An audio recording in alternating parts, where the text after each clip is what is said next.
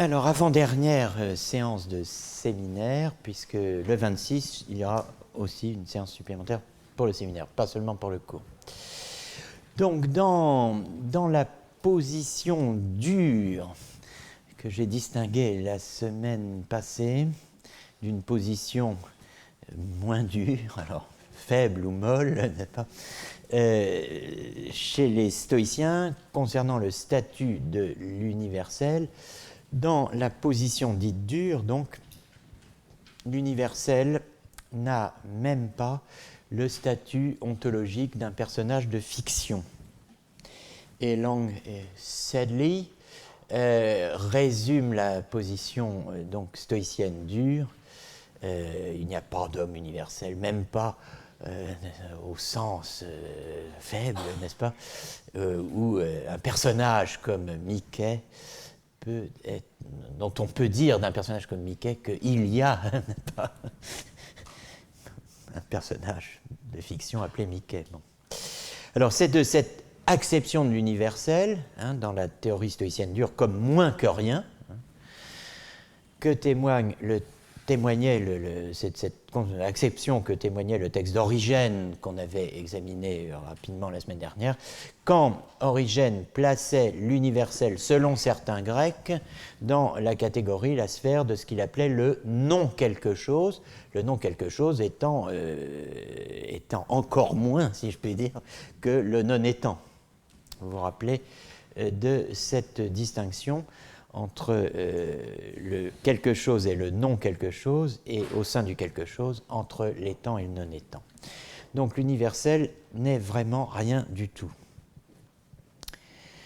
Quelle que soit la position adoptée, donc dure ou pas dure, qu'on soit au Moyen-Âge ou dans l'Antiquité tardive, aujourd'hui encore, la question se poserait de savoir si les universaux ont le statut paripostatique, vous vous rappelez de cette expression, la parhypostase, parhypostasis, le statut paripostatique, donc parasitaire, n'est-ce pas, c'est presque un jeu de mots, des fictions, qui ne sont que dans la mesure où il y a quelque chose d'autre, à savoir quelqu'un qui les pense.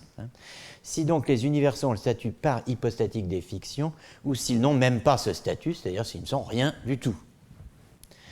Alors, on répond dans un sens ou dans l'autre, ça c'est votre choix philosophique, mais dans tous les cas, ce qu'on observe dans l'histoire de la philosophie, de l'Antiquité à nos jours, pour ainsi dire, et même tout à fait, la comparaison avec la fiction reste présente. Il y a toujours une comparaison avec la fiction, elle est déterminante. Donc la mention du personnage de fiction, du character as Mickey Mouse chez Long et Sedley, eh bien, la mention du personnage de fiction nous ramène au tragelaphos, à notre Bouxer, et à la distinction d'Hélias, un des grands commentateurs néoplatoniciens d'Aristote au VIe siècle, Hélias, qui, si vous vous reportez à l'enregistrement du séminaire du 27 mars, Hélias distingue Psylé épinoia et épinoia, la pure opinion, épinoia, et l'épinoia tout court, quoi. D'un côté, c'est ce qui nous donne le Bouxer, et de l'autre, l'universel abstrait, c'est-à-dire il distingue épinoia et Psylé épinoia. Le tragelaphos, donc, ce Bouxer, à son tour, nous ramène à un problème général d'histoire de la philosophie, d'archéologie philosophique et d'histoire des idées. Le tragelaphos nous ramène au problème de la dérivation d'un complexe de questions et de réponses à partir d'un autre complexe de questions et de réponses, ce qui était mon problème. C'est la loi de l'enchaînement qui fait que tel complexe en engendre tel autre, les règles de passage, pour reprendre le terme de Foucault, d'un événement de pensée à un autre. Ça nous ramène donc au problème de l'archéologie philosophique tel que je l'entendais au début de cette année de mes deux oreilles, enfin l'une écoutant Foucault, l'autre Collingwood, n'est-ce pas, D'où le résultat, ce qui fait que plus personne ne sait de quoi je parle, puisque en écoutant deux émissions différentes, n'est-ce pas? Mais bon, en tout cas, le feedback textuel et conceptuel qui a vu, par le biais du scopos des catégories, hein, l'objet des catégories, le triangle sémantique du Péri-Arménéas, mots, concepts et choses, reflué sur le questionnaire de Porphyre, hein, dans les Isagogées, pour lui substituer ce qu'on appelle le problème des universaux, sont-ils des mots, des concepts ou des choses, au lieu du questionnaire originel et original de Porphyre, eh bien, ce feedback textuel et conceptuel ne se limite pas donc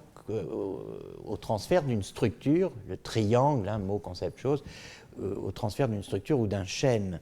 Dans la projection rétrospective, si vous voulez, du Péri-Arménéas sur l'Isagogée, il n'y a pas que le triangle qui a été transféré. Certains complexes de questions et de réponses du Péri-Arménéas, c'est-à-dire des questions qu'on posait pour comprendre ce traité, le Péri-Arménéas, qui étaient immédiatement liés aux éléments de sémantique mis en place dans les premiers chapitres du Péri-Arménéas, et notamment « Qu'est-ce qu'un nom ?» Eh bien, certains de ces complexes de questions et de réponses, immédiatement liés, donc, disais-je, aux éléments de sémantique mis en place dans le premier chapitre du Péri-Arménéas à l'aide du triangle sémantique, eh bien, ces complexes de questions et de réponses ont été importés du même coup dans l'univers de l'Isagogée. Et ils ont pris une dimension nouvelle en s'insérant dans un contexte nouveau, celui justement des prédicables ou universaux de Porphyre. Certaines questions qui étaient posées à propos du nom dans le Péri-Arménéas se retrouvent posées à propos des universaux et des prédicables dans la tradition interprétative de Porphyre et de l'Isagogée. Et c'est le cas du complexe de questions et de réponses qui gravite autour du Buxer, du Tragelaphos. Ce complexe de questions et de réponses a été transféré dans la lecture de l'Isagogée. Autrement dit, tous les questionnaires qui avaient été bâtis par les interprètes d'Aristote pour rendre compte de la distinction que fait le Péri-Arménéas entre le nom, le verbe et l'énoncé, à la fin des premiers chapitres du Péri-Arménéas, très précisément en 16a, 14, 18, autour de la figure du Tragelaphos, eh bien, tout cela a investi, si je puis dire, l'univers de Porphyron. Mais le Buxer, le Tragelaphos, n'est pas le seul protagoniste du débat sur le statut fictif, qu'il soit infrafictionnel, hein, plus bas que la fiction, en dessous il n'y a rien, ou suprafictionnel, c'est-à-dire que l'universel ne se réduirait pas à une fiction, qu'il aurait une réalité. Hein, le Buxer n'est pas le seul protagoniste donc, du débat sur le statut fictif, infrafictionnel ou suprafictionnel de l'universel. Il a, si je puis dire, des compagnons de jeu. J'en évoquerai avec vous dans le temps qui reste, qui file à une grande vitesse. J'en évoquerai plusieurs afin de vous montrer effectivement que le travail d'archéologie philosophique puise bien à deux sources. Histoire des corpus littéraires, philosophiques, donc vous avez vu, on a parlé du Péri-Arménéas, des catégories, de l'Isagogée, et aussi histoire des réseaux conceptuels et argumentatifs. Hein. Donc, j'essayais de penser ensemble à une époque sous le titre d'histoire épistémique, hein, histoire des corpus, histoire des réseaux, et que maintenant je préfère, comme je vous ai expliqué ou indiqué au début de l'année, rassembler sous le titre d'archéologie philosophique. Alors, ces compagnons de jeu du Buxer sont la montagne d'or, la licorne et la chimère. Et ne l'oublions pas, puisqu'il est présent pour ainsi dire, de nos jours encore, chez Stuart Mill, qui s'est un peu absenté ces derniers temps, mais enfin, chez Brentano aussi, qui manque un peu à l'appel, mais chez Heidegger, lui aussi, mais enfin, il est quand même un peu plus près de nous, on trouve le quatrième larron, si je puis dire, qui est le centaure, ou hypocentaure, n'est-ce pas? Voilà, donc on verra cela, le centaure qui figure dans une phrase, hein, pour que ça ne pique pas trop votre curiosité, qu'ont discuté aussi bien John Stuart Mill que Franz Brentano que Martin Heidegger. Le centaure est une invention des poètes. Bon. Donc vous voyez, c'est voilà une phrase qui est discutée dans des problèmes de logique précis sur lesquels on viendra. Aujourd'hui, on parle du Traguelafosse, du Buxer.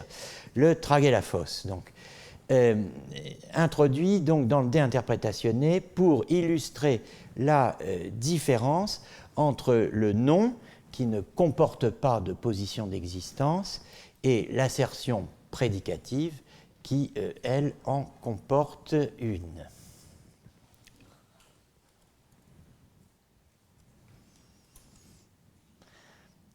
Alors, par une puissante conspiration, vous pouvez sentir quasi tactilement ce que j'étais en train de faire. Je donnais mon mot de passe, ce qui provoquait une interruption. Alors, en eux-mêmes, les noms et les verbes sont semblables à la notion qui n'a ni composition ni division, contrairement à la phrase. Tels sont l'homme, le blanc, quand on n'y ajoute rien, car ils ne sont encore ni vrais ni faux. Hein. Homme, blanc, pris séparément, ça ne pose rien, hein, de vrai ni de faux. Il faudrait ajouter un verbe, est, n'est pas, bon, etc. En voici une preuve. Hein. Buxer signifie bien quelque chose. C'est un mot composé de deux, c'est un nom composé de deux noms. Hein. Mais il signifie bien quelque chose, mais il n'est encore ni vrai ni faux. Tant qu'on n'a pas ajouté un verbe, on n'a pas un énoncé. Seuls les énoncés sont vrais ou faux. Hein. Donc, en voici une preuve. Buxer signifie bien quelque chose, mais il n'est encore ni vrai ni faux, à moins d'ajouter qu'il est ou qu'il n'est pas, absolument parlant ou avec référence au temps. Bon, mais le Buxer est, était ou sera, ben, ça nous pose un autre problème, c'est qu'effectivement, il n'y a pas de référence à l'expression Buxer, normalement. Donc, comme je l'indiquais la semaine dernière, le Buxer a changé de statut au cours de l'histoire de la zoologie, puisque, plus exactement, ce qui pour Aristote était un nom vide, Traguelaphos, est aujourd'hui le nom générique d'un genre de bovidés dont il existe, dont il existe plusieurs espèces, ce qui signifie qu'aujourd'hui, on pourrait dire qu'il y a des Buxers, que le Buxer est, et ce qu'on ne pouvait pas faire au temps d'Aristote. Hein. Alors, ce qui se rapproche, cela dit, le plus de ce que Aristote appelait Buxer, c'est le grand koudou, K-U-D-U, ou Tragelaphus strepsiceros, l'autre espèce de bovidés étant le petit koudou, hein, ou Tragelaphus imberbis, le Buxer imberbe, qui a été décrit par un zoologiste anglais, Edward Blyth, en 1869. Vous voyez, c'est donc quand même assez récent, le petit koudou imberbe. Bon, en tout cas, si je comprends bien, le grand koudou est une antilope à barbe. Voilà. Pourvu d'une crinière, en plus. Vous voyez, la barbe, la crinière, et les cornes qui sont bien connues puisqu'elles ont un usage depuis bien longtemps dans la liturgie juive, n'est-ce pas? C'est les cornes dont on se sert pour sonner. Donc, fascine, parce que donc quelqu'un devait bien connaître le koudou, enfin bon, bref, enfin, peu importe. Donc le traguet, la fousse ou la fosse intervient 2 fois dans l'œuvre d'Aristote. La première fois, donc, dans le texte du De Interpretatione qu'on a vu, et la deuxième fois, il permet à Aristote de formuler une thèse importante, où certains ont voulu voir ce qui me paraît hâtif et incertain, une première formulation de la distinction entre essence et existence, qui, comme vous le savez, n'est pas aristotélicienne.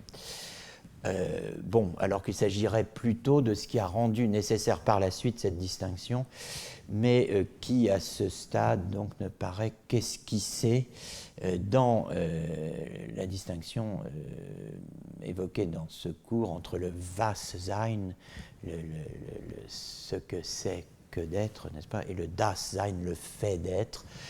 Bon, en tout cas, je vais parler du passage des seconds analytiques que vous avez sous les yeux. Nécessairement, quand on sait ce qu'est l'homme, on sait aussi qu'il est.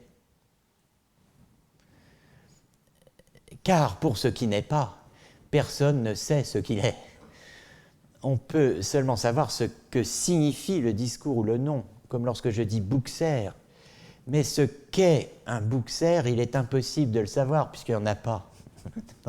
Bon, vous voyez, il y a un jeu là sur ce que c'est que d'être.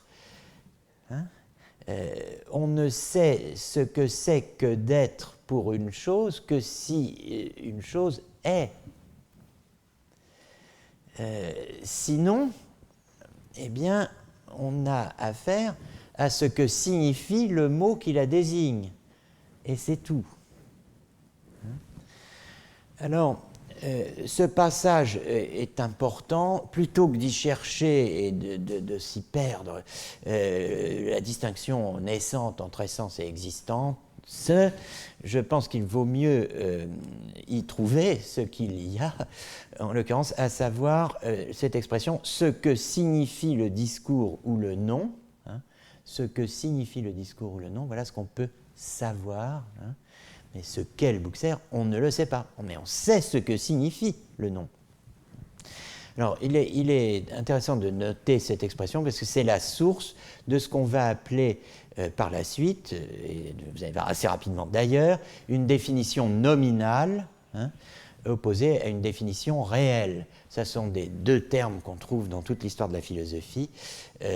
La définition nominale fournissant ce que les médiévaux ont appelé le quid nominis, ce que c'est du point de vue du nom, c'est-à-dire ce que désigne le nom, quoi. Bon.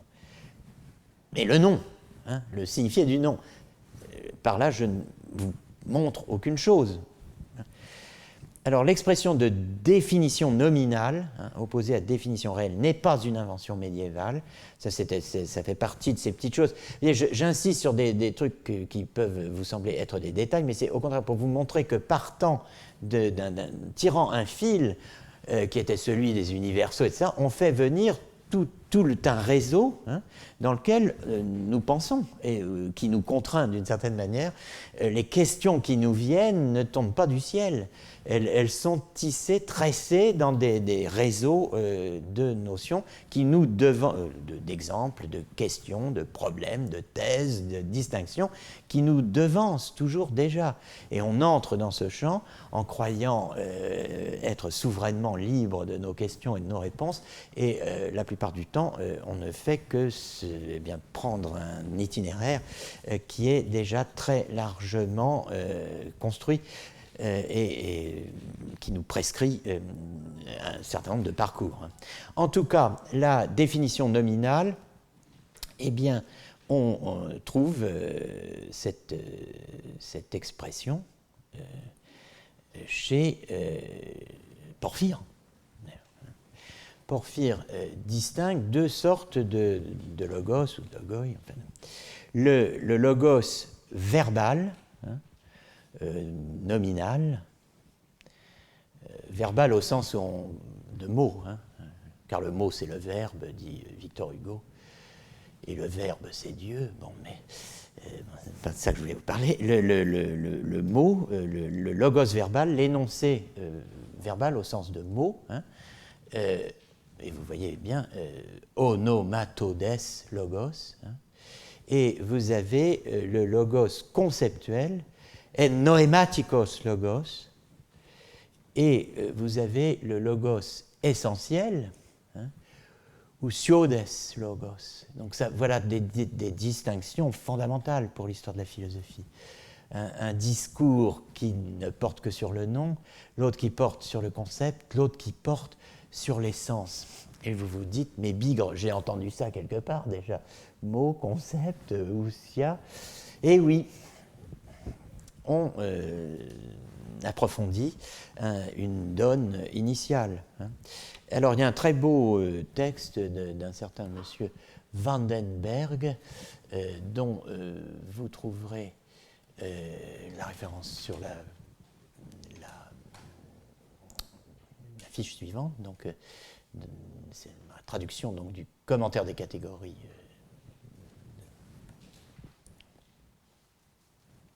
de Porphyre. Voilà, je reviens à mon texte, j'espère, du coup. Oui.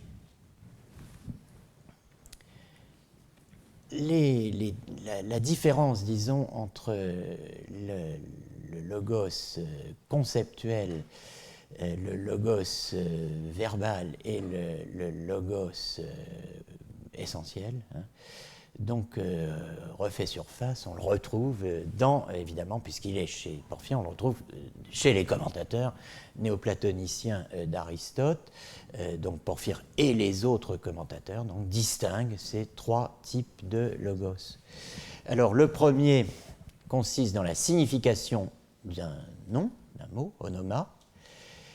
Il coïncide avec le concept, ennoema, que nous avons d'une chose, concept tiré donc de la perception sensible, et selon Porphyre, nous acquérons ces concepts, donc les ennoemata, hein, en séparant la forme immanente de la matière dans laquelle précisément elle se trouve engagée.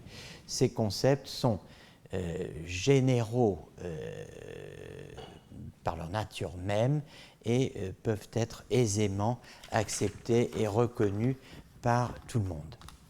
Donc c'est à cela, hein, cette capacité d'abstraire la forme immanente de la matière, par exemple de dégager la forme du triangle de bronze, par exemple, qui laisse dans l'esprit le noème du triangle, tiré donc directement de la perception sensible par dématérialisation, dépouillement, séparation d'avec la matière. C'est à ça que je faisais allusion alors je vous renvoie au cours du 10 avril et au séminaire du 5 juin à propos des deux sens d'abstraction. Chez Aristote, l'abstraction mathématique, celle dont on vient de parler à l'instant, et l'induction abstractive qui serait fondée sur la répétition, l'observation d'un grand nombre de cas similaires, l'induction. Hein. Non, ça, ici, il s'agit donc de ce que chacun fait, à savoir se forger la représentation particulière d'une chose, comme par exemple un triangle, en faisant abstraction de la matière dans laquelle cette forme est engagée. Donc tout le monde s'accorde là-dessus, on fait ça sans problème et il n'y a aucune difficulté entre les hommes qui surgirait de ce type d'opération. En revanche, le logos de l'essence, la troisième sorte de logos, le logos essentiel, ou siodes logos, hein, la définition dite essentielle, ou siodes logos, eh bien, est d'un tout autre niveau, et ce qui le prouve, c'est précisément le désaccord qui règne entre les écoles philosophiques. Et c'est ce que dit Simplicius dans son commentaire des catégories. Donc là, toujours M. Vandenberg écrit le logos de l'essence, ou siodes logos, évidemment rend compte de l'ousia, de l'essence d'une chose. C'est le produit d'une spéculation philosophique et par conséquent, cela souffre la contestation. puisque c'est le produit d'une spéculation philosophique. Et cela, eh bien, on le voit au fait même que cela engendre des débats qui font rage entre les différentes écoles philosophiques. Pour citer la définition que donne Simplicius, et vous avez en dessous, dans la traduction anglaise de Fleet, les définitions conceptuelles qui sont communément acceptées par tout un chacun, commonly, koine, ce sont les mêmes pour tout le monde. Alors que les définitions essentielles are produced according to individual schools. Elles sont produites, elles sont le produit, l'effet des réflexions des différentes écoles philosophiques et sont évidemment l'objet de débats et de discussions entre ceux qui soutiennent des opinions différentes. Donc l'expression définition nominale avec le mot technique grec pour définition qui est orismos, et non pas logos, figure chez Philopon à propos du Buxer. L'expression définition nominale, orismos onomatodes, le mot technique grec donc figure chez Philopon qui, dans son commentaire sur les secondes analytiques, dit clairement que du tragélaphos, il n'y a qu'une définition nominale. Si on définit ce que signifie le nom, point barre. Alors, on se promène au pays des Buxers, et eh bien, ce pays s'étend très loin, jusqu'en Arménie, puisque on trouve chez le fameux David l'Invincible, précisément une référence au tragélaphos, qui est rendu par un mot, je ne connais pas l'arménien, mais qui est un mot qui est donné aux créatures de la démonologie de l'Arménie païenne, qui se prête bien, dit Madame Calzolari, qui est la grande spécialiste de David l'Invincible, qui se prête bien à l'expression de l'idée d'un être dépourvu de réalité, et donc elle cite le mot grec anuparkton,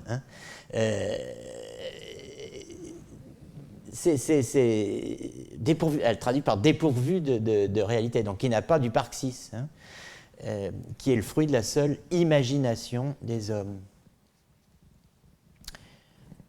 Un autre théologien arménien du 5e siècle dit que ces entités, Aralès, je ne sais pas comment ça se prononce, et autres êtres réputés chimériques, ne sont pas des personnes, mais des noms d'êtres fabuleux et des balivernes d'esprits fourvoyés par les démons. Mais tout cela n'est que fable et bavardage de vieilles femmes, et surtout fruit de la séduction des démons. Bon, donc c'est tout ce bestiaire. Alors, bien, les néoplatoniciens ne sont pas comme les stoïciens. Ils ne veulent pas mettre l'universel plus bas que le fictum, plus bas que la fiction. Ils veulent au contraire le mettre plus haut que le fictum, plus haut que la fiction. C'est pourquoi ils le placent au rang de l'épinoïa et pas de la psylé-épinoïa. L'universel est un concept, certes, mais ça n'est pas un concept vide comme la psylé-épinoïa. C'est un vrai concept, c'est-à-dire un concept dérivé des choses sensibles, qui a une base expérimentale. Donc, pour les néoplatoniciens, l'universel n'est pas comme le Buxer. C'est mieux. Donc, ce Buxer donc, que vous retrouvez, comme je vous le disais, dans tout l'univers des commentaires néoplatoniciens d'Aristote, et il a hanté longtemps l'imaginaire. Je crois que la dernière mention du Buxer, du tragélaphos, qui devient tragéophos au passage, figure dans le poème d'Oscar Wilde sur la Sphinge, qui est autre figure du bestiaire de l'imaginaire, la Sphinge qui est dans La maison de la courtisane, le recueil de poèmes très beaux d'Oscar Wilde. Alors là, il s'adresse à la Sphinge, hein, qui lui apparaît, ça commence comme ça, dans un angle sombre de ma chambre, pendant plus de temps que n'en conçoit mon imagination, une belle et silencieuse Sphinge m'a contemplé à travers les ondoiements des ténèbres. Bon. Intangible, immobile, elle ne se lève point, elle ne fait aucun mouvement, car les lunes argentées ne sont rien pour elle, non plus que les soleils qui roulent.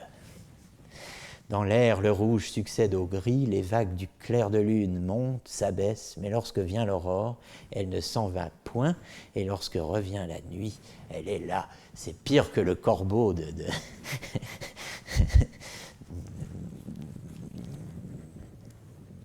bien connu, mais bon. En tout cas, alors, Oscar Wilde s'adresse à la Sphinge et essaie d'imaginer sa vie, et il lui dit notamment, ou bien pendant que les bateaux de terre cuite s'échouaient dans les marécages du Nil, au crépuscule, et quand les chauves-souris au vol incertain tournaient autour des triglyphes du temple, alliez-vous d'un pas furtif jusqu'au bord de la berge pour traverser à la nage le lac silencieux, et de là, vous insinuant dans la voûte, faire de la pyramide votre lupanar, au point que de chacun des noirs sarcophages surgissait le défunt, peint et emmailloté. Ou bien attiriez-vous dans votre couche le tragéophos aux cornes d'ivoire. Donc quel sujet de pendule, n'est-ce pas, pour une cheminée un peu particulière quand même, mais enfin bon, je ne sais pas si j'aurais ça dans mon salon, en tout cas en recevant des collègues, mais je veux dire, d'un côté la Sphinge et de l'autre le bouc cerf, n'est-ce pas, mais did you lure into your bed the ivory horned tragéophos. Bon, alors laissons à présent le tragéophos et Oscar Wilde pour nous intéresser au reste du bestiaire, ou plutôt des fictions vedettes, si on peut dire, de l'ontologie médiévale et moderne. Donc je commence par la Montagne d'Or, dont la longévité philosophique est impressionnante. Alors comme tous les objets non existants, la Montagne d'Or a une histoire philosophique qui ne s'arrête pas au vacherin le Mont d'Or, n'est-ce pas, que je laisse... c'est l'heure de... c'est dangereux de faire ce type d'allusion à midi et demi, mais enfin, mais bon. Donc, comme tous les objets non existants, la Montagne d'Or a une histoire philosophique. Au Moyen-Âge, l'encyclopédiste Barthélemy Langlais, qui est bien connu des médiévistes, mais quelqu'un qui est un peu plus connu que lui quand même, Thomas d'Aquin, n'est-ce pas, évoque la Montagne d'Or pour illustrer le fonctionnement de l'imagination. Selon Thomas, l'imagination se forge des similitudines rerum, hein, des images, des semblances, des ressemblances, à la fois des images de choses et des semblants de choses, hein, des similitudines rerum, qui n'ont jamais été perçues par les sens. Hein. Mais elle se les forge à partir d'images de choses que les sens ont perçues. Elle compose et divise, hein, ces images des choses que les sens ont perçues. Hein. Elle les compose ou les divise, et en composant et divisant celles-ci, elle forme celles-là, c'est-à-dire ces similitudines rerum, quas nunquam sensu percepit, ces images de choses que jamais les sens n'ont pu percevoir. Et donc c'est le cas des monts d'or, montes aureos, que personne n'a jamais vu, mais que l'on forge à partir de la synthèse, si je puis dire, de la rencontre. C'est vraiment une image de synthèse ici, c'est le cas de le dire, hein, entre aurum et montes, entre l'or et les monts. Alors cette capacité de produire des fictions, produire du fictif en combinant ou dissociant des éléments réels, elle était bien connue depuis Boès, hein, et n'a d'intérêt évidemment qu'à partir du moment où on s'interroge sur le mode d'être de ces entités factices, de ces objets de synthèse. Alors c'est le cas, par exemple, chez, plus exactement, par exemple, le franciscain Roger Bacon, auquel je faisais allusion tout à l'heure, dans ses questions sur le troisième livre de la Philosophia Prima, autrement dit de la métaphysique d'Aristote, Bacon affronte précisément le problème du statut ontologique des universaux, hein, et pour ce faire, distingue et fait un parallèle entre trois sortes d'entités. La chimère, qui est un exemple de figmentum, de fiction impossible. Deuxièmement, la montagne d'or, qui est un figmentum, un exemple de fiction non existante, de choses qui n'existent pas, mais qui pourraient exister, hein, mais qui n'existent pas. Et enfin, il y a les universaux. Et donc, Bacon, à distance, rejoint les commentateurs néoplatoniciens, hein, qui distinguaient les concepts authentiques directement dérivés des choses perçues par l'essence. Hein. Donc les concepts authentiques, c'est des concepts qui ont à la base des choses sensibles qu'on perçoit. Hein. Et c'est le cas des universaux abstraits. Les universaux sont abstraits à partir des choses sensibles. Et d'autre part, il y a les concepts fictifs. Et les concepts fictifs, ce sont les concepts d'entités qui sont composés d'éléments qui sont, alors pour Bacon, réellement incompossibles, qui ne peuvent pas être combinés, hein, qui s'excluent parce qu'ils ne sont pas possibles en même temps, hein, comme le Buxer. Le Traguelaphos, hein, c'est un exemple d'objet impossible pour Bacon, et la chimère tout autant. Hein. Or, les universaux ne sont pas donc pour lui des concepts fictifs qui seraient donc composés d'éléments incompossibles. Donc l'universel est plus qu'une fiction, là. C'est un statut suprafictionnel, même si c'est un abstrait. Pas une chose concrète, c'est un concept abstrait. Alors, il serait évidemment intéressant de suivre la montagne d'or de la philosophie antique jusqu'à nos jours. Hein. L'intéressant, évidemment, dans l'affaire, ça serait de déterminer dans quel contexte, dans quel complexe de questions et de réponses, dans quelle problématique, avec quel partenaire conceptuel, n'est-ce pas, on retrouve cette montagne d'or. Et on pourrait facilement évoquer plusieurs débats modernes fondamentaux où la montagne d'or joue un rôle. Et par exemple, le débat entre Twardowski, mort en 1938, à distance, évidemment, avec Bolzano, hein, mort en 1848, bon, sur les débats qui portent sur quelque chose qu'a particulièrement étudié Jacques Bouvresse, les représentations sans objet.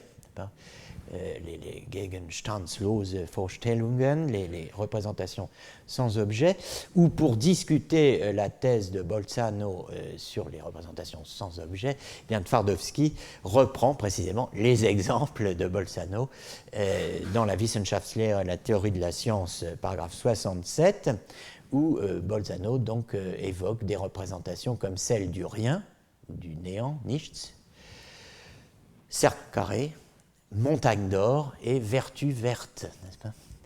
Une vertu verte. Bon, il utilise ces représentations pour illustrer la distinction entre la question de savoir si une représentation a un objet et la question de savoir si cet objet existe. Alors, effectivement, la représentation d'une montagne d'or n'est pas sans objet, sauf que l'objet montagne d'or, eh bien, il n'y en a pas. on pourrait aussi évoquer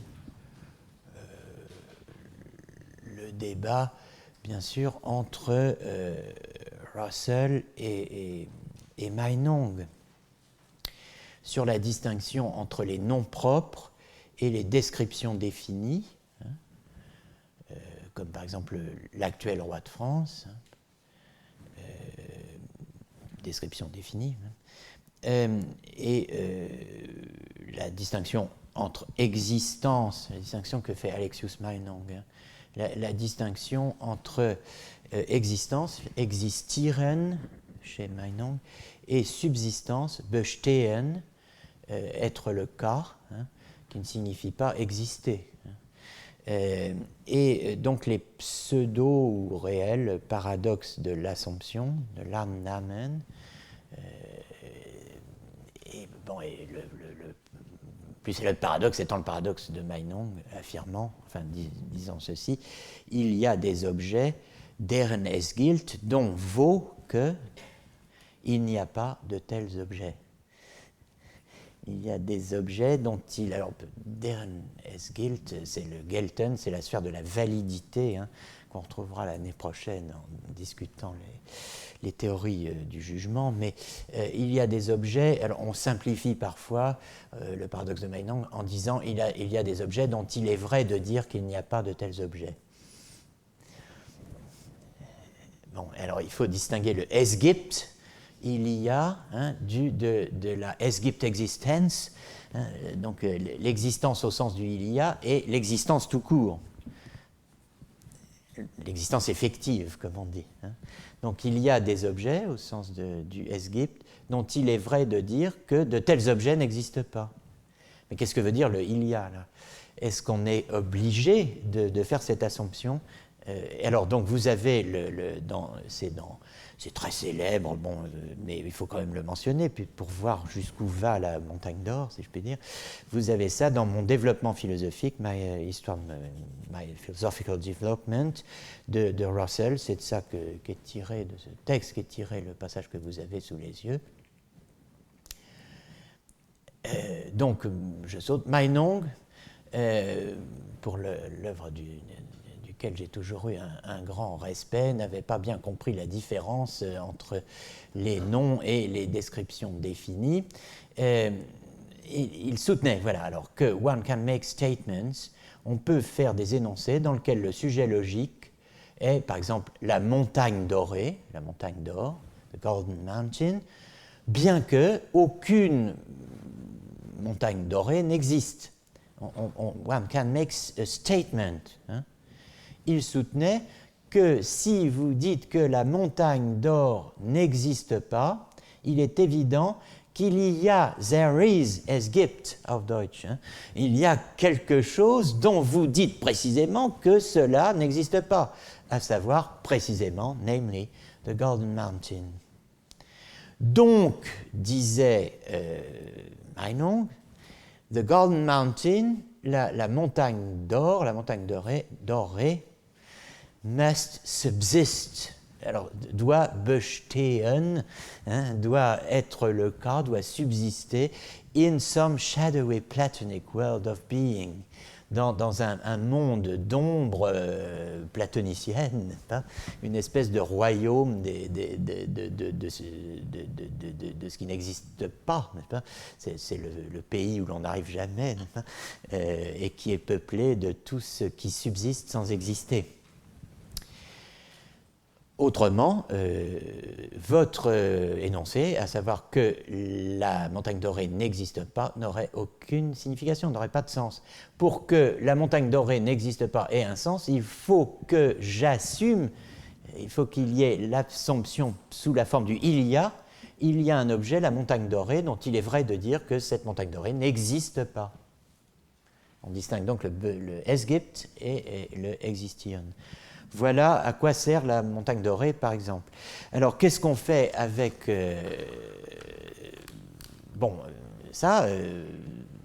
Russell dit ça m'a embarrassé longtemps, mais enfin, finalement, j'ai fini par comprendre que même si dans la montagne dorée n'existe pas, l'expression « la montagne dorée » peut être légitimement considérée comme le sujet grammatical de la phrase, eh bien, ça n'est pas pour autant que cette phrase a la montagne dorée pour sujet logique. Une proposition comme la montagne dorée n'existe pas si elle est correctement analysée, rightly analyzed, eh bien, elle n'a plus de sujet. C'est pour ça que j'ai intitulé le paragraphe « Supprimer le sujet ». La proposition « la montagne dorée n'existe pas » devient, et là c'est le Russellien qui parle, la fonction propositionnelle x est doré et est une montagne. Cette fonction propositionnelle est fausse pour toutes les valeurs de x. Mais vous voyez, on n'a plus une phrase avec un sujet qui ferait référence nécessairement à un subject matter du discours, à savoir un sujet ontologique. Donc la solution de Russell consiste à reformuler la proposition existentielle « la montagne dorée n'existe pas » en une formulation où il n'y a plus précisément de sujet. Vous retrouvez la montagne d'or chez Heidegger. Dans le cours de 1934, sur lequel je reviendrai l'année prochaine, Dieu le voulant, comme on dit chez moi, mais lorsqu'on parlera justement de toutes ces théories du jugement, mais aussi quand on entamera la question de la déconstruction heideggerienne, parce que le cours de 1934 est le cours où quelque chose demande décidément à être vu et pensé dans la pensée de Heidegger. Dans ce cours sur la logique comme question sur l'essence de la langue, dont je vous rappelle que c'est un cours qui avait été primitivement annoncé sous le titre de « L'État et la science », et c'est l'époque où Heidegger était recteur, n'est-ce pas, de l'université. Donc, il faudra revenir là-dessus pour d'autres raisons que celles qui nous occupent aujourd'hui. Dans le cours de 1934, donc, Heidegger, à juste titre, fait de la montagne d'or un exemple d'objectum, d'objet, illustrant ce qu'on peut appeler le chiasme, c'est-à-dire le croisement, l'inversion de signification de sujet et objet que j'ai évoqué dans ma leçon inaugurale pour dire que ce que nous appelons aujourd'hui sujet, c'est attrait à la sphère de ce qu'on appelait objectif au Moyen-Âge, et que ce que nous appelons objet, c'est ce que les médiévaux appelaient un sujet, n'est-ce pas? Donc il y a un chiasme, il y a un croisement, les deux termes ont échangé leur signification. Donc je lis la phrase complète, enfin le texte complet de Heidegger. Au Moyen-Âge, sujet avait pour signification, dit Heidegger, chose présente en soi là devant, un sujet, c'est-à-dire quelque chose qui se soutient sur sa propre base, c'était par exemple une maison, un arbre, une pierre, etc. Le Moyen-Âge connaît aussi déjà ce qu'il appelle objectum, en tant que ce qui s'étend en face se tient en face, l'objet Gegenstand, et à la vérité au sens premier de ce qui se tient en face de moi, pour autant que, et c'est là que c'est intéressant, je le pose devant moi, me le pose en face, me le représente. Alors, il est évident que pour entendre la représentation au sens heideggerien du terme, il faut l'entendre en allemand, c'est-à-dire Vorstellung. Stellen, Vorstellung, je pose devant, je m'objecte mentalement quelque chose. Voilà ce qu'est une représentation. Ça n'a donc rien à voir en allemand avec ce que j'évoquais tout à l'heure sur la représentation, le fait de rendre de nouveau présent une chose absente en la convoquant par la pensée, elle que j'avais perçue par l'essence une première fois et que je ne voyais plus ou ne touchais plus au moment où je la fais revenir littéralement par son image. Donc vous voyez, c'est pas la même chose, mais bon, ce qui est clair, c'est ce qui vient là. L'objectum, donc au Moyen-Âge, c'est le représenter.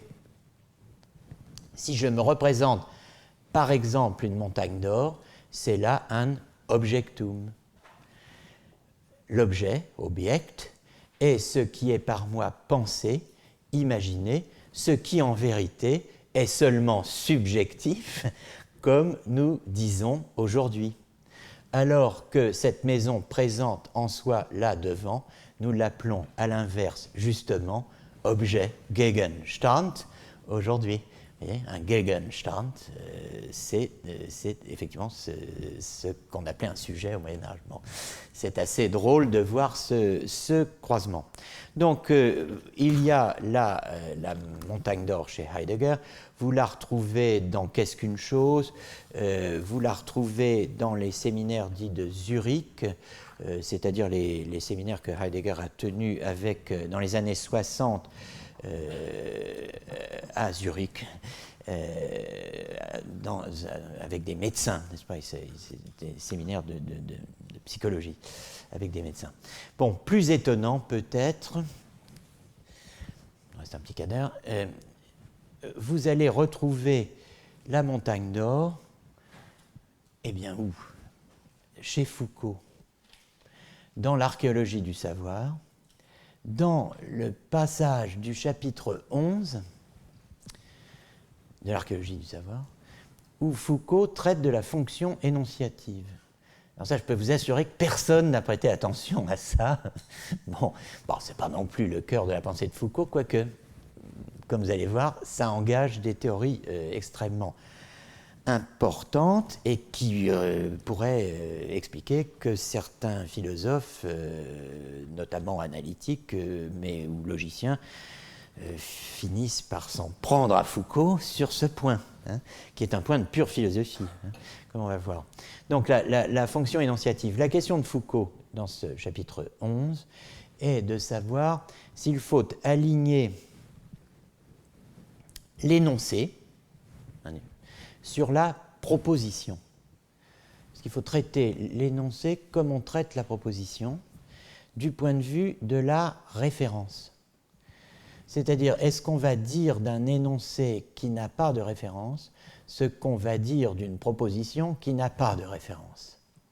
Est-ce qu'on va traiter du point de vue de l'absence de référence, est-ce qu'on va traiter de la même façon un énoncé et une proposition? A statement et a proposition en anglais, en français, un énoncé et une proposition. Est-ce qu'on va traiter de la même façon l'énoncé et la proposition du point de vue de la référence? La réponse est négative pour Foucault. Foucault soutient qu'il ne faut pas confondre le rapport entre un énoncé et ce qu'il énonce avec le rapport entre une proposition et son référent. C'est le point A. Dans l'archéologie du savoir, vous pouvez retourner aux pages 118-119, il ne faut pas confondre le rapport entre un énoncé et ce qu'il énonce avec le rapport entre une proposition et son référent. D'où l'appel assez inattendu, diront certains, à la montagne d'or. Par rapport à Bacon et à Thomas d'Aquin, et même, je pense, par rapport à Russell, mais là, il faudrait consulter un spécialiste, l'exemple a évolué. C'est-à-dire, il ne s'agit plus d'un énoncé comme « la montagne d'or n'existe pas » ou « la montagne d'or est dorée », qu'on trouve aussi. Mais d'un énoncé, alors faut-il s'en étonner s'agissant de Foucault, l'énoncé est désormais californien, n'est-ce pas? Sachant donc que pour Foucault, un énoncé, c'est ce qui donne existence à une proposition, c'est ce qui, si vous voulez, incarne une proposition, la fait exister. La proposition est une entité abstraite, tandis que l'énoncé, c'est ce qui l'incorpore, si je puis dire, dans une phrase orale ou écrite, même d'ailleurs, parce qu'après tout... Bon, enfin, en tout cas, alors, sachant qu'un énoncé est ce qui donne existence à une proposition, les logiciens, c'est le point B, disent qu'une proposition comme « la montagne d'or est en Californie » ne peut pas être vérifiée parce qu'elle n'a pas de référent. Sa négation n'est alors ni plus vrai ni moins vrai que son affirmation. Alors là, c'est une certaine théorie de la référence qui veut effectivement, pour certains, qu'une proposition dont le sujet n'a pas de référence, dont le sujet est vide, comme on dit, une telle proposition qui n'a donc pas de référent, qui ne porte sur rien et ne parle de rien, puisqu'il n'y a rien dont elle parle, bon, une telle proposition n'est ni vraie ni fausse, puisque c'est tout simplement pas, si on va plus loin, une proposition dont le sujet ne réfère à rien, eh bien, n'est pas vraiment une proposition. Et donc, de ce point de vue, puisqu'il n'y a rien dont elle parle, il n'y a rien dont elle puisse nous dire quelque chose qui soit ou vrai ou faux. Ça, c'est une certaine théorie. C'est la théorie que prend en compte Foucault. Et la question qui se pose, c'est faut-il dire la même chose d'un énoncé ? Faudra-t-il dire de la même façon qu'un énoncé ne se rapporte à rien si la proposition à qui il donne existence n'a pas de référent. Donc, vous voyez, il y a la proposition « La montagne d'or est en Californie », et puis il y a l'énoncé. Il y a moi qui vous dis « Ah, vous cherchez la montagne d'or », ben, écoutez, elle est en Californie. Puis bon, je vous indique le RERB, donne le nombre d'intensité du trafic, comment aller à Charles de Gaulle, prendre l'avion, aller en Californie, comme ça. Voilà un scénario, une histoire, un récit, un discours. Et là-dedans, il y a un énoncé. La montagne d'or est en Californie. Et non pas la proposition, la montagne d'or est en Californie.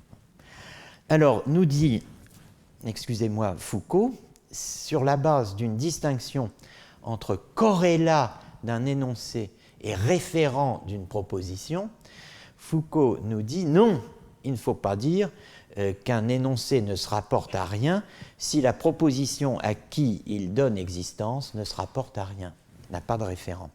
Il faut, c'est le point C, il faudrait plutôt affirmer l'inverse et dire non pas que l'absence de référent de la proposition entraîne avec soi l'absence de corrélat pour l'énoncé, mais que c'est le corrélat de l'énoncé, ce à quoi il se rapporte, ce qui est mis en jeu par lui, non seulement ce qui est dit, mais ce dont il parle, son thème, qui permet de dire si la proposition a un référent ou pas. C'est lui qui permet d'en décider de façon définitive. Alors bon, cette thèse est considérée par certains comme le manifeste du relativisme, n'est-ce pas ? Bon, c'est une question qui se pose aux linguistes aussi bien, et aux philosophes du langage, et à tout le monde d'une certaine façon, qui est de savoir effectivement si on doit, dans quel ordre prendre les choses. Alors, la thèse de Foucault, c'est que l'absence de référent d'une proposition dépend du contexte d'énonciation de l'énoncé, de son espace de corrélation, comme il dit. C'est l'énoncé qui permet, plus exactement, de fixer la référence de la proposition. C'est pas mon énoncé qui fait qu'il y a ou qu'il n'y a pas une montagne d'or. Bon, mais c'est l'énoncé qui permet de déterminer quelle est la référence de la proposition « La montagne d'or est en Californie ». Alors, qu'est-ce que ça veut dire ? Supposons que la formulation « La montagne d'or est en Californie » ne se trouve pas dans un manuel de géographie, ni dans un récit de voyage. Si je vous écris, je vous dis « Oh, j'ai vu la montagne d'or. Elle est en Californie. » Bon.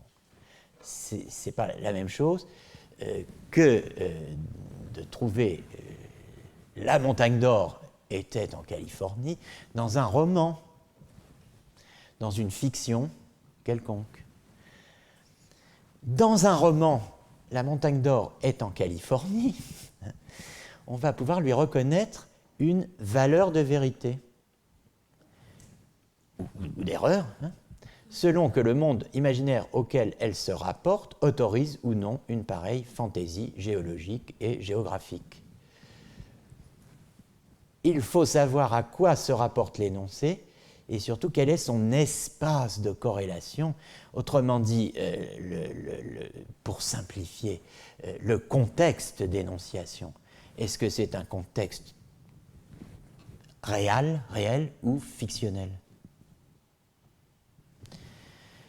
Pour pouvoir dire donc si une proposition a ou non un référent. Dans une certaine histoire, la montagne d'or pourrait avoir un référent. La montagne d'or. Et je pourrais inventer une population de schtroumpfs qui je sais pas, creuserait la bon, ou long Picsou, je sais pas moi, enfin, bon, la montagne d'or pourrait avoir une référence. Bon. Alors, évidemment, il y aurait beaucoup à dire sur la montagne d'or dont parle Foucault. Qu'est-ce que c'est que cette histoire de Californie? Alors, apparemment, la montagne d'or, c'est... Mais là aussi, il faudrait... est-ce qu'il y a un Chinois dans la salle? Non. Une Chinoise, c'est dommage. Mais apparemment, pour ce que j'en ai lu, j'espère que c'est vrai, c'est le nom chinois de la Californie. Et qui a précipité des milliers et des milliers d'émigrants dans les années 1850 vers la Californie, où était vers la montagne d'or, n'est-ce pas? D'où la phrase « la montagne d'or est en Californie ».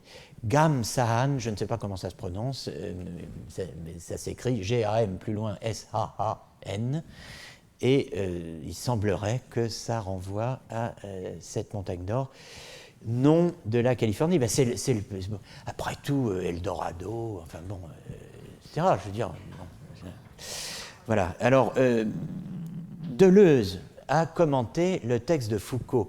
Donc, vous voyez, avec cette montagne d'or, on voyage, n'est-ce pas? On va même en Californie. Deleuze a commenté le texte de Foucault dans son Foucault, n'est-ce pas? Qui est paru aux éditions de Minuit, petit livre sur Foucault.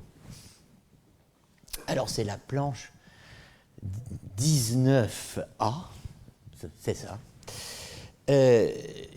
Deleuze écrit « Les énoncés de Foucault », alors pas tout ce que raconte Foucault, hein, mais c'est la notion d'énoncé, ce que Foucault appelle énoncé. Hein. Les énoncés de Foucault sont comme des rêves. Chacun a son objet propre ou s'entoure d'un monde. Ainsi, la montagne d'or est en Californie est bien un énoncé, il n'a pas de référent, et pourtant il ne suffit pas d'invoquer une intentionnalité vide où tout est permis, la fiction en général. Une proposition est censée avoir un référent, c'est-à-dire que la référence ou l'intentionnalité est une constante intrinsèque de la proposition, tandis que l'état de choses qui vient ou non la remplir est une variable extrinsèque. Donc, dans une proposition, donc, dans la mesure où c'est une entité logique, elle a une référence intentionnelle, elle est l'objet d'une visée, cette référence, et ce qui est visé, c'est... donc le caractère de visée est interne à la proposition. Proposition, ça vise quelque chose, et ce quelque chose qui est visé et qui vient remplir l'intention de proposition, le concept associé, c'est une variable extrinsèque, c'est-à-dire que l'état de choses référé existe ou n'existe pas, ça ne dépend pas de la visée intentionnelle qui est celle de la proposition en tant qu'entité mentale étant tournée, dirigée intentionnellement vers quelque chose, tendant vers un quelque chose.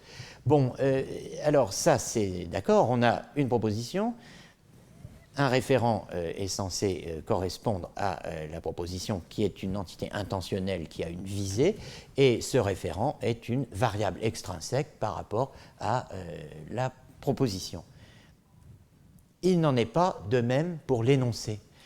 L'énoncé ne se rapporte pas à un état de choses qui serait une variable externe à sa visée intentionnelle. L'énoncé se rapporte à un objet discursif.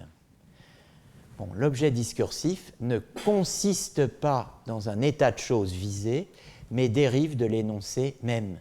C'est un objet dérivé qui se définit précisément à la limite des lignes de variation de l'énoncé comme fonction primitive.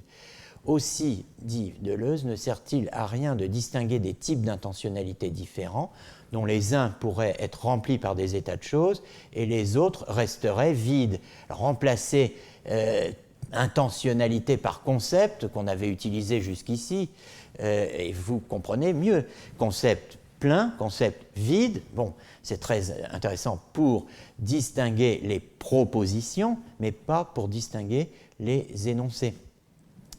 Il ne sert à rien de distinguer des types d'intentionnalité différents, dont les uns pourraient être remplis par des états de choses et dont les autres resteraient vides, étant alors fictifs ou imaginaires en général, j'ai rencontré une licorne, ou même absurdes en général, un cercle carré. Sartre disait que, à la différence des éléments hypnagogiques constants et du monde commun de la veille, c'est chaque rêve, chaque image de rêve qui avait son monde spécifique. Alors, tout énoncé a son monde spécifique. Et c'est à ce monde spécifique dans lequel il y a des objets de discours qui peuvent être des objets d'un discours romanesque, d'un discours poétique, d'un discours juridique, d'un discours physique, d'un discours de physique statistique, enfin que sais-je moi. Bon, vous voyez, selon les types de discours, selon les types de corrélations, eh bien, les énoncés, effectivement, en quelque sorte, ont un halo de monde qui les accompagne. Chaque énoncé est comme un rêve, hein. Il s'entoure d'un monde. Bon, est-ce qu'on va... alors bon, vous voyez le genre de thèse. Hein. Deleuze insiste donc sur la différence entre l'état de choses et l'objet discursif. Aux logiciens, les états de choses, à nous, les objets discursifs. Le premier, l'état de choses, préexiste à la proposition, le second découle ou dérive de l'énoncé. Et donc, ce n'est pas la même activité que celle de celui qui s'intéresse aux états de choses et que celui qui s'occupe des discours, d'analyse des discours.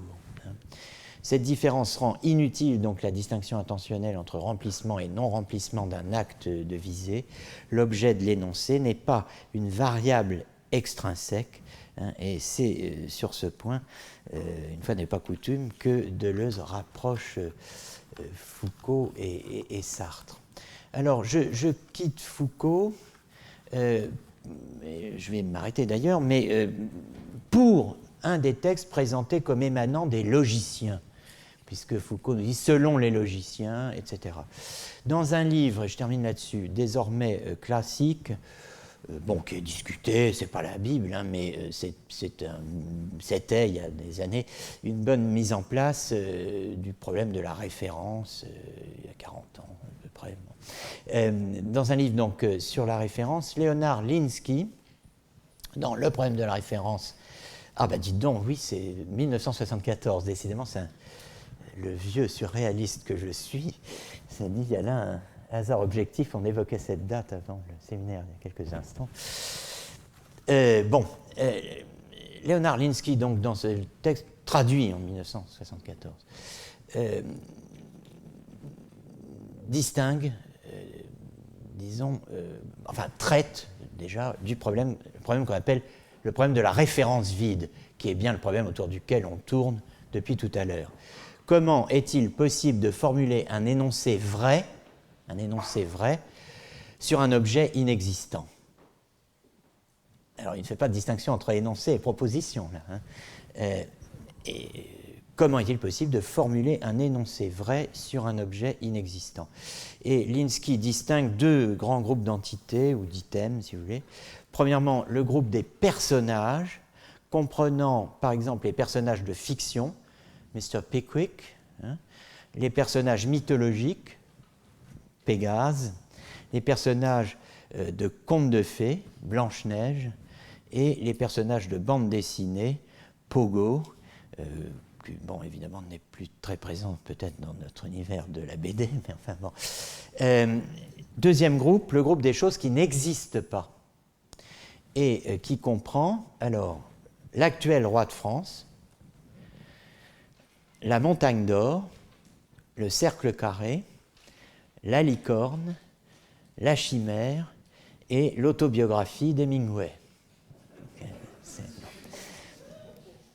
Alors, pour Linsky, si la question, ça c'est ce que j'ai noté là, si la question de la référence vide revient à tenter de résoudre le problème de savoir comment nous pouvons parler d'objets qui n'existent pas, eh bien, il est erroné d'employer les exemples de la Montagne d'Or et de l'actuel roi de France, car quoi que nous puissions demander si Mr. Pickwick était marié ou non, ça a un sens de dire Mr. Pickwick est marié ou pas. Nous ne pouvons pas raisonnablement nous demander si l'actuel roi de France est chauve ou non, ce qui est le célèbre exemple de Russell. Ça n'est pas raisonnable. Alors, à la question de savoir comment nous pouvons parler d'objets qui n'existent pas, la réponse de Linsky, c'est nous n'en parlons pas. En réalité, on croit en parler, mais on n'en parle pas. On n'a pas parlé. Vous croyez avoir dit quelque chose, vous n'avez rien dit. Plus exactement, vous croyez avoir parlé de quelque chose. Mais comme il n'y a pas quelque chose dont vous ayez parlé, vous n'avez pas parlé. Bon, alors, les exemples philosophiques célèbres comme le cercle carré ou la montagne d'or sont tout simplement des choses dont nous ne parlons pas. On n'en parle pas, même quand on en parle, entre guillemets, on n'en parle pas. Ou dont nous ne saurions parler raisonnablement, sauf à en faire les personnages d'une histoire ou d'un conte de fées. Les énoncés portant sur la montagne d'or ne peuvent apparaître raisonnablement en dehors de tels contextes fictionnels. Il n'y a pas à s'interroger philosophiquement sur leur vérité ou leur fausseté. Donc ça, c'est la thérapie radicale de style viennois, n'est-ce pas? Bon, écoutez, bon, il n'y a rien, donc basta. Et merci de votre attention, on s'arrête à peu près à l'heure. Et la semaine prochaine, on retrouvera les autres bestioles et on conclura.